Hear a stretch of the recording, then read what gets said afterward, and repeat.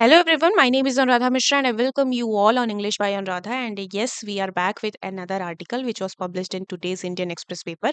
और आज का आर्टिकल है A Bleak Spot. It is all about the recently published Global Hunger Index और इंडिया से उसका क्या लेना देना है, इंडिया ने क्यों रिजेक्ट किया है, वही सारी चीजें आप यहाँ देखेंगे. तो चलिए शुरू करते हैं लाइन बाय लाइन एक्सप्लेनेशन इस आर्टिकल का. Methodology of Global Hunger Index has been rightly criticized. Methodology जो है ग्लोबल हंगर इंडेक्स की वो बिल्कुल सही क्रिटिसाइज की गई है, करना बनता है. But conversation on ways to address under nutrition must go on. लेकिन कॉन्वर्सेशन मतलब बातचीत किस पर, तौर तरीकों पर, किसके तौर तरीके पर, तो एड्रेस करने के तरीकों पर बातचीत. किसको एड्रेस करना है? Under nutrition. तो अंडर न्यूट्रिशन को एड्रेस करने के तरीकों पर बातचीत जरूर चलती रहनी चाहिए. Okay okay.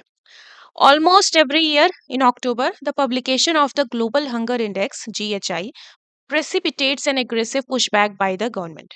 लगभग हर साल अक्टूबर के महीने में पब्लिकेशन जो है ग्लोबल हंगर इंडेक्स का वो प्रेसिपिटेट करता है एक aggressive pushback by the government. हमारी सरकार से क्या निकलवाता है? एक अग्रेसिव पुशबैक. पुशबैक मतलब रिपल्स करना या रिपल करना, यानी रिजेक्ट कर देना.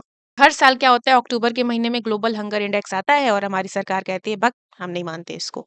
ठीक है. दिस ईयर, इस साल टू मतलब भी, इस साल भी ये जो रिपोर्ट है that ranks India 111 among 125 Nations. इस साल भी ये रिपोर्ट इंडिया को रैंक करती है 125 देशों के बीच में 111वें रैंक पे. A fall of 4 places from last year. पिछले साल जो रैंक थी हमारी 107, उससे भी 4 स्टेप हम नीचे आ गए. 4 प्लेस और हम नीचे आ गए, 111वें रैंक पे आ गए. Has elicited an angry reaction from the union ministry of women and child development. Elicited मतलब इवोक्ड, उकसाना. ठीक है. तो इस रिपोर्ट ने, इस इंडेक्स ने उकसा दिया है. किस चीज को उकसाया है? एक एंग्री रिएक्शन को. कहां से? Union ministry of women and child development की तरफ से. In what seems a reiteration of its response last year, the ministry has said. ऐसा लगता है कि रीइटरेशन है, यानी दोहराया गया है इसके रिस्पांस को, जो कि लास्ट ईयर आया था. क्योंकि लास्ट ईयर भी हमने कहा था, जब 107वीं रैंक थी, हमने कहा था हम इसे नहीं मानते क्योंकि इसके इंडिकेटर्स जो है वो प्रॉपर नहीं है. ठीक है. तो ऐसा लग रहा था कि वही आखिरी साल वाली ही बातें दोहराई जा रही हैं. मिनिस्ट्री ने दोहराते हुए क्या कहा कि 3 of the 4 indicators used for calculation of the index are related to the health of children and can not be representative of the entire population. इनके जो 4 मेजर इंडिकेटर्स हैं जो कि जिसको कैलकुलेट करके ग्लोबल हंगर इंडेक्स बनाते हैं, उन 4 में से 3 तो सिर्फ और सिर्फ बच्चों की हेल्थ से रिलेटेड है. और सिर्फ बच्चों की हेल्थ से रिलेट करके आप पूरे पॉपुलेशन को रिप्रेजेंट नहीं कर सकते हो. सिर्फ बच्चों के हेल्थ इंडिकेटर्स को कैलकुलेट करके आप ये नहीं कह सकते हो कि पूरी पॉपुलेशन जो है वो हंगर स्ट्राइकन है. Right? The fourth and most important indicator estimate of the proportion of the undernourished population. जो आखिरी, चौथा और मोस्ट इंपॉर्टेंट इंडिकेटर है, जो क्या करता है? एस्टिमेट करता है. किसका? Of the proportion of under nourished population is based on an opinion poll conducted on a very small sample size of 3000.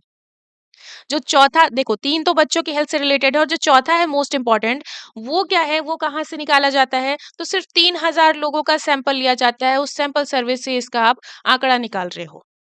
India की पॉपुलेशन 142 करोड़ लगभग. उन 142 करोड़ में से सिर्फ 3000 का आप सर्वे कर रहे हो और कह रहे हो कि इंडिया जो पूरा as a country hunger stricken है. बहुत गलत बात है. Scholars have also argued that the global hunger index is a poorly designed measure of hunger. Scholars ये भी आर्ग्यू करते हैं कि जो ग्लोबल हंगर इंडेक्स है वो एक poorly designed measure of hunger है.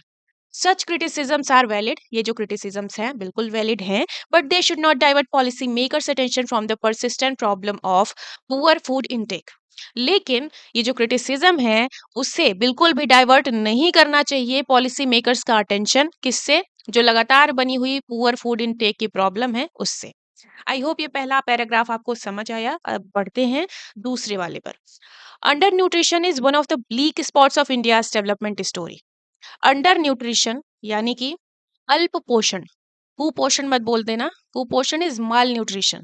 अंडर न्यूट्रिशन मतलब देखो, डिफरेंस होता है अंडर न्यूट्रिशन और माल न्यूट्रिशन में।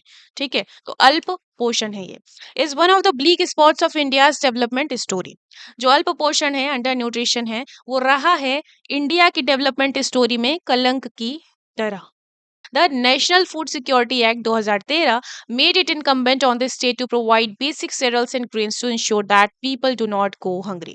National Food Security Act NFSA 2013 जो है उसने राज्य पर ये जिम्मेदारी दी कि वो प्रोवाइड करे बेसिक सेरल्स और ग्रेन्स। क्या सुनिश्चित करने के लिए? टू इंश्योर, ये सुनिश्चित करने के लिए कि जो हमारी जनता है, लोग हैं, वो भूखे ना रहें।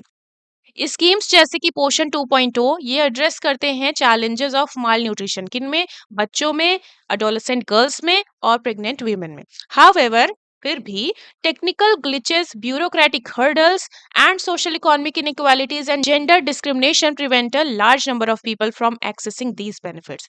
फिर भी technical glitches, bureaucratic hurdles, hurdles मतलब बाधाएं, सोशल और इकोनॉमिक इनइक्वालिटीज और जेंडर डिस्क्रिमिनेशन प्रिवेंट करते हैं, रोकते हैं एक लार्ज नंबर ऑफ पीपल को accessing these benefits, in benefits तक अपनी पहुंच बनाने में। Among the troubling statistics of the National Family Health Survey 5 is the one that relates to child nutrition. Child nutrition से रिलेटेड एक स्टैटिस्टिक्स है जो काफी ट्रबलिंग रहा है एनएफएचएस 5 के अंदर।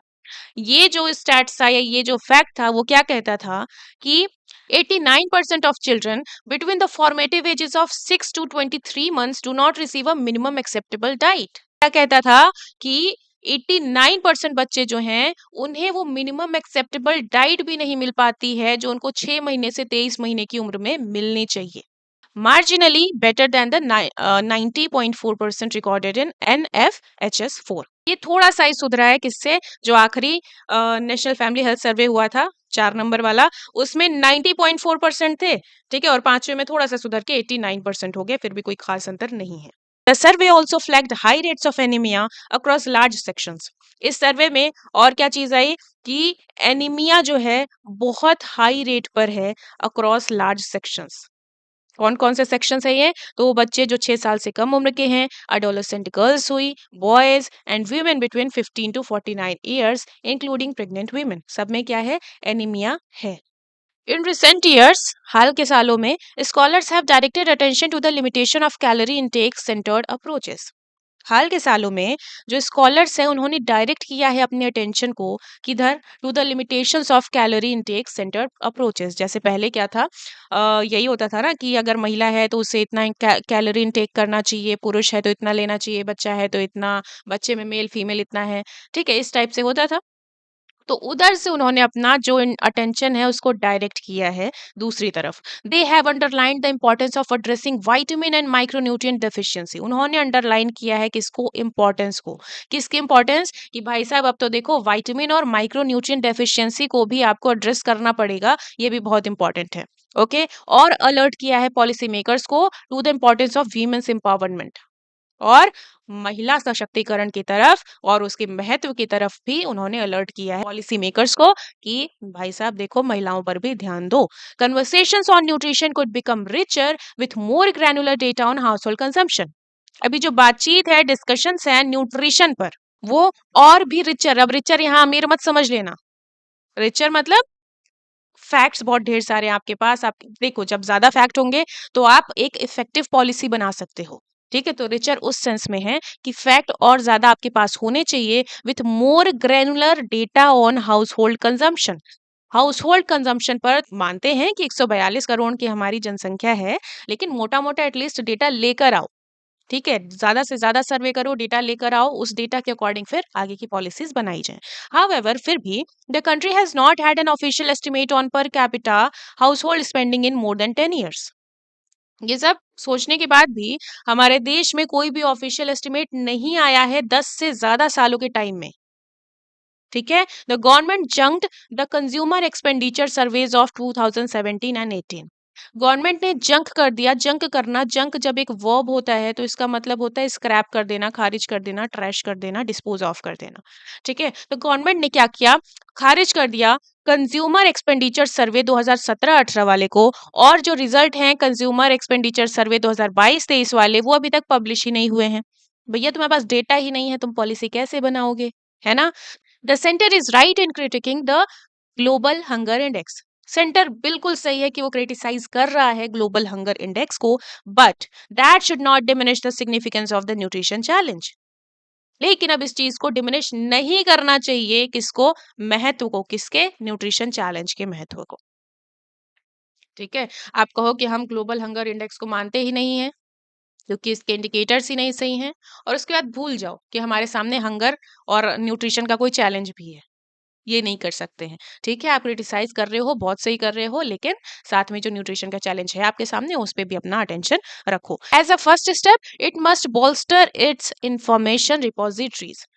एज अ फर्स्ट स्टेप इसे जरूर करना चाहिए। क्या करना चाहिए? बोल्स्टर। बोल्स्टर मतलब होता है मजबूत बनाना, स्ट्रेंथन करना।